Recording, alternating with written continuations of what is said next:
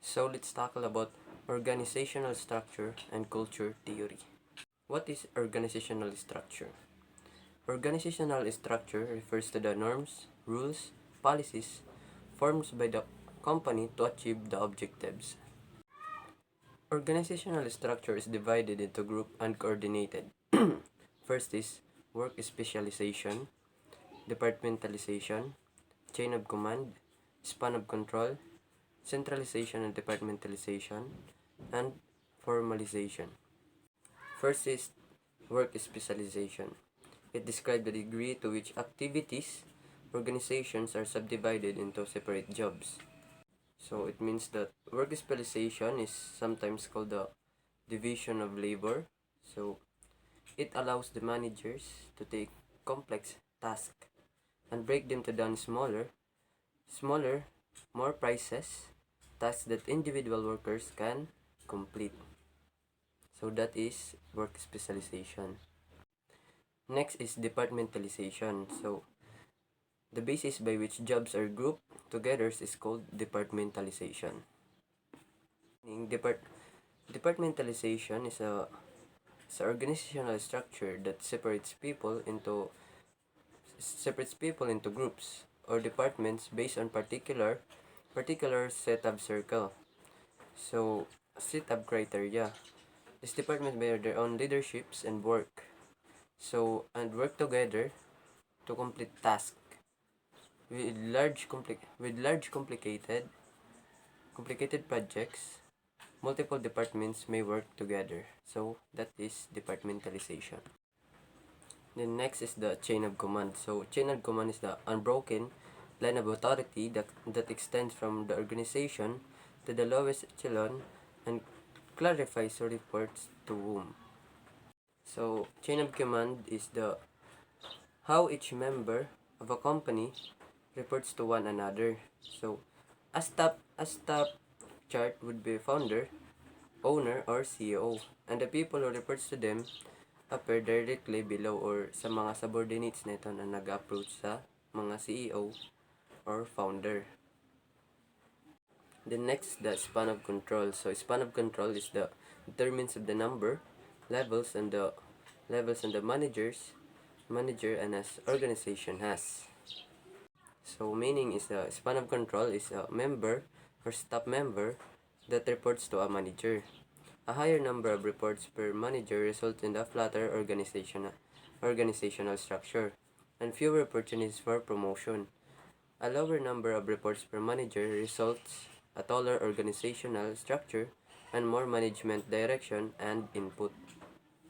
So that is the span of control. Then next is the centralization and decentralization. So the degree to which making is concentrated as a single in the organization. Excuse me.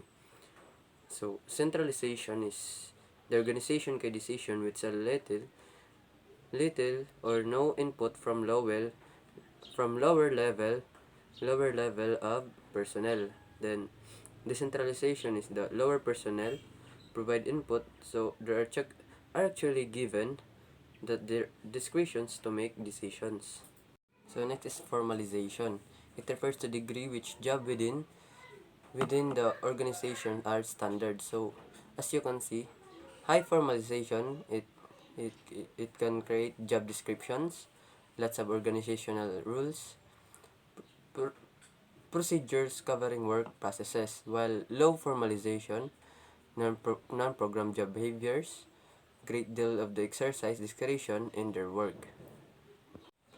Formalization is the extent which an organization's policies, procedures, job descriptions, and rules are written strictly articulated.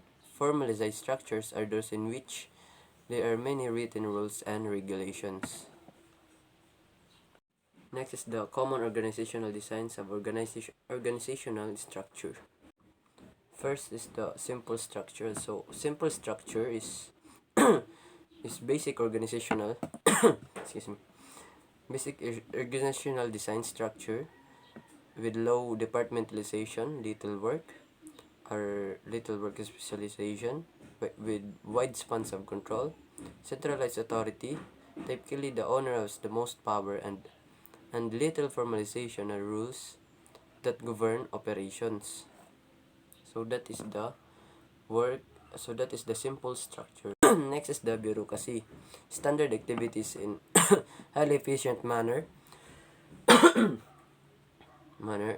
economies of scale, less talented, less level manager. While the downside is the creating subordinate conflicts, overriding of the overall goals on the organizations. Bureaucracy. Bureaucracy has included government agencies, large corporations, and the military. Each of the organizations has a higher hierarchical structures, division of labor, written rules and regulations, and formalized decision making. So that is the bureaucracy. So the last common organizational designs is the matrix substructure. The matrix substructure is a hybrid approach that combines elements of both functional and project-based structure. In this setup, employees has two bosses from one function, like marketing or finance, and from a specific project they're working on. So as you can see, there are functional departments and product departments. So in functional departments, allowing the pooling and sharing of specialized resources across information, while product department is provide a clear responsibility for all activities related to a product but which duplicated activities and cost. Next, let's tackle about organizational culture.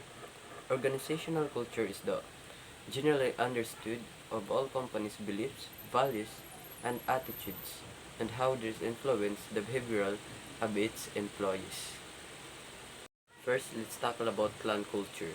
Clan culture refers to a type of corporate culture that fosters collaborative, family-like environment by valuing commitment, participation, and alliance. So, in clan culture, it is a horizontal structure esteemed close-knit employees who strongly identify organizations, visions, and missions and unite over a shared cause. So that next is the advocacy culture. Advocacy culture is in a business setting. Advocacy culture describes a corporate approach of decentralized leadership, individual initiative, and organic decision making. It doesn't rely on a rigid system of authority or procedures. So in this advocacy culture, it is a type of organizational culture where decisions are made organically and the focus is on getting the job done. So that is adhocracy culture. The next is the market culture. It is a style of corporate culture that focuses on building an atmosphere of strong competition. So in market culture, the competitiveness applies only to the business and its market competition, but also within the but within the organizations to its employee. So that is the market culture. Then the last culture is the hierarchy culture. Hierarchy culture is the culture. It's a type of organizational culture that emphasizes long-term stability, consistent structure, and a shared set of values throughout the entire organization.